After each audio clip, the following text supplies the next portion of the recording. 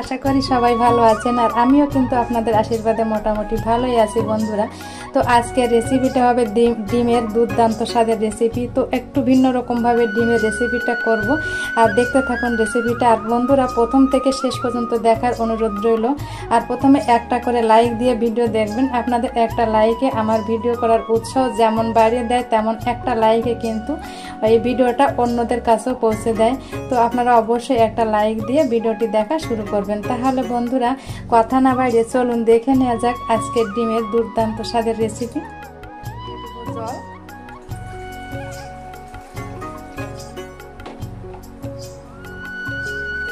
এবার এই জলের ভিতর দিয়ে দিব অল্প পরিমাণ লবণ দিয়ে দিব। একটু জলটা একটু গরম হলে লবণটা দিয়ে দিব। তো লবণটা দিয়ে এবার আমি ডিম দুটোকে সিদ্ধ করে নেব। দুটো ডিম আমি আগে থেকে ধুয়ে নিয়েছি বন্ধুরা। ডিমগুলো আগে ধুয়ে নিতে হয়, তা না হলে ডিমের গায়ে অনেক সময় ময়লা থাকে। তো ডিম দুটোকে ধুয়ে আমি এই লবণ জলের ভিতর একটু সিদ্ধ করে নেব।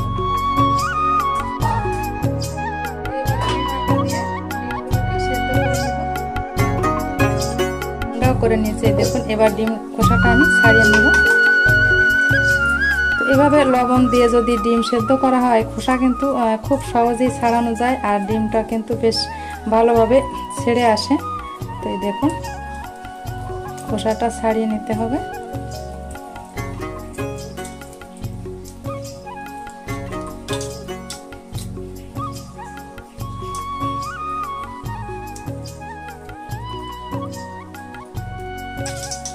দেখুন খোসাটা ছাড়িয়ে নিয়েছি। আমি খোসা ছাড়িয়ে নিয়েছি। তো আবার একটু ডিম দুটোকে ধুয়ে নিতে হবে। অনেক সময় ডিমের গায়ে খোসা থাকে। তো ডিম দুটোকে আবার একটু আমি জল দিয়ে পাল্টে ধুয়ে নেব।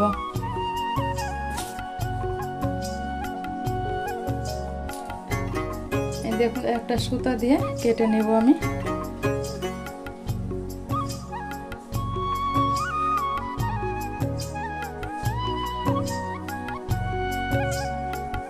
তো এই দেখুন ডিমটাকে আমার কেটে নেওয়া হয়েছে।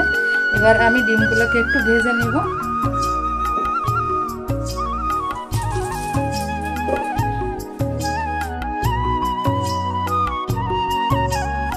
ডিমে দিয়ে দিলাম লবণ আর দিয়ে দেব হলুদ গুঁড়া।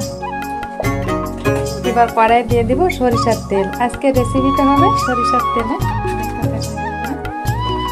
তেলটাকে একটু ভালোভাবে গরম করে নিতে হবে।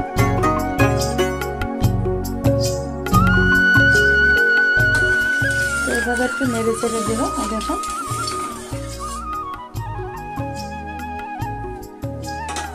তেলটা গরম হয়েছে। এবার আমি ডিমগুলোকে এক এক করে দিয়ে দিব। তো ডিমগুলোই কিন্তু প্রথমে আমি এইভাবে দেব, এইভাবে রোজ থাকবে, তাহলে ডিমের কুসুমগুলো ছেড়ে আসবে না।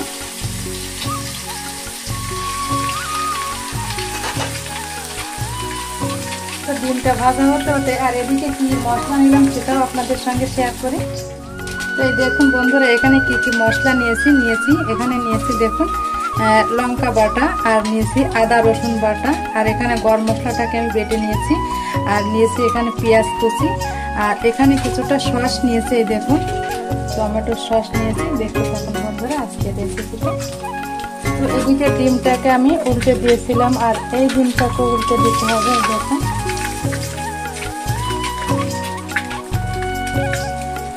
বন্ধুরা ডিমগুলোকে আমার ভেজে নেওয়া হয়েছে। এবার আমি এটাকে নামিয়ে নিব। খুব বেশি ডিম কড়া করে ভাজার কোনো দরকার নেই। দেখুন খুব কড়া করে ডিম যদি ভাজা হয় সেই ডিমের স্বাদটাও কিন্তু নষ্ট হয়। সেটা বুঝেই করতে হবে। এবার আমি কড়াই দিয়ে দেবো আর একটু তেল।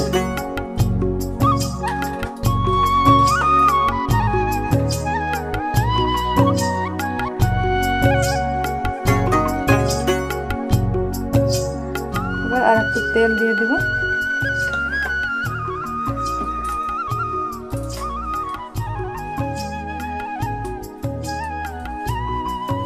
তো বন্ধুরা এই তেলটা আমি ফ্রাই প্যানে দেবো। ফ্রাই প্যানে রান্নাটা করব। ফ্রাই প্যানে রান্না করলে ডিমটা আমার একটু কম ভেঙে যাবে। এমনি ডিমটা একটু ভেঙে গেছে। তো এই গরম তেলটা আমি এই ফ্রাই প্যানের ভিতর দিয়ে দিলাম। ফোড়নে দিয়ে দেবো একটু জিরা। এবার আমি এই তেলে দিয়ে দিব পেঁয়াজ কুচি।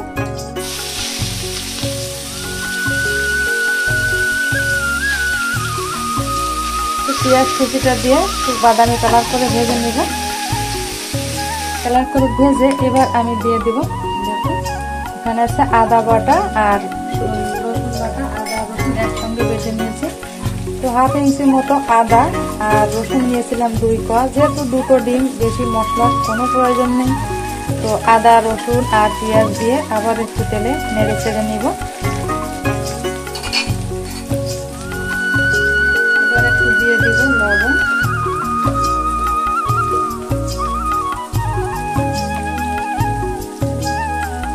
দিয়ে দিব হলুদ গুঁড়ো। লবণ আর হলুদ দিয়ে একটু নেড়ে চেড়ে ভেজে নিব পেঁয়াজ আদা রসুনটাকে। আর এখানে এবার দিয়ে দেবো এই দেখুন শুকনো লঙ্কা বাটা। তো শুকনো লঙ্কাটাকে এবার আমি জল দিয়ে দেবো। মশলার বাটি ধোয়া জল দিয়ে এবার একটু কষিয়ে নিতে হবে ভালো করে। তো এই দেখুন মশলাটাকে কষিয়ে নিচ্ছি। আর অল্প পরিমাণ দিয়ে দেবো চিনি, খুবই সামান্য পরিমাণ চিনি দিয়ে দিলাম। এই চিনি দেওয়াতে কালারটা কিন্তু আরও দারুণ আসবে। আর চিনিটা অপশনাল, এটা আপনারা নাও দিতে পারেন, কোনো ব্যাপার না। তো আমি অল্প পরিমাণ চিনি দিলাম। চিনি দিয়ে আবার একটু মশলার সঙ্গে নেড়ে চেড়ে মিশিয়ে নিব।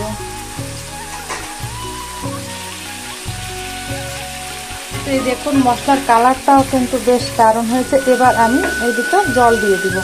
জল দিয়ে 2 থেকে 3 মিনিটের মতন গ্রেভিটাকে একটু ফুটিয়ে নিতে হবে। তো আমি খুব বেশি একটা গ্রেভি রাখবো না, এই দেখুন এটুকু রাখলে হবে।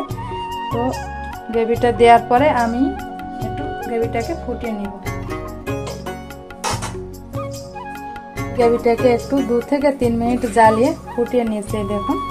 এবার আমি ভেজে রাখা ডিমগুলোকে দিয়ে দিব। ডিমগুলো খুব সাবধানে দিতে হবে যাতে ভেঙে না যায়। আর এমনি আমার একটা ডিম কিন্তু ভেঙে গেছে বন্ধুরা, দেখুন ডিমটা দিয়ে দিতে হবে।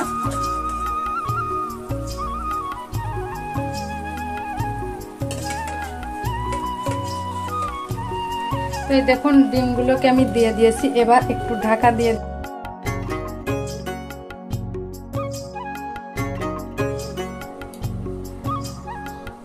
তো 2 মিনিট ঢেকে রেখেছিলাম। এবার ঢাকনাটাকে তুলে নিব। আর এই দেখুন কত সুন্দর একটা কালার আসছে বন্ধুরা।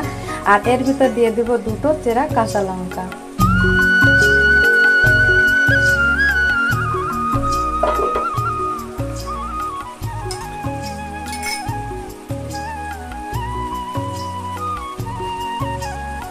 আর দেখুন বন্ধুরা এই ডিমের স্বাদটা আরো বাড়ানোর জন্য এখানে আমি হাফ চামচ পরিমাণ দিয়ে দিলাম, একটু আদা আছে মাথায়, হাফ চামচ পরিমাণ দিয়ে দিলাম। এটা দিলাম টমেটো সস।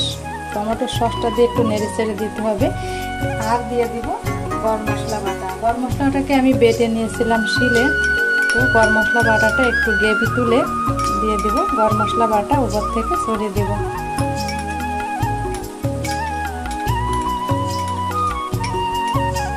এভাবে টমেটো সস দিয়ে ডিমের এই রেসিপি রান্না করে দেখবেন, দারুণ টেস্টি হয় কিন্তু খেতে। আমি আগেও খেয়েছি, খেয়ে আমার কাছে খুবই ভালো লেগেছিল। ওই জন্য আমি ভাবলাম যে আমার বন্ধুদের সঙ্গে একটু এই রেসিপিটা শেয়ার করি। আমি আগে রান্না করে দেখি যে রেসিপিটা কেমন হলো। আর রেসিপিটা ভালো হলে আমি তখনই পরে বন্ধুদের সঙ্গে শেয়ার করি সেই রেসিপিটা।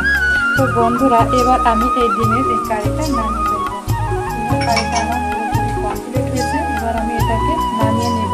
তো নামিয়ে নেওয়ার আগে আমি একটু ঢাকা দিয়ে গ্যাস বন্ধ করে 1 মিনিট রেখে দেবো। 1 মিনিট পর ফিরে আসছি।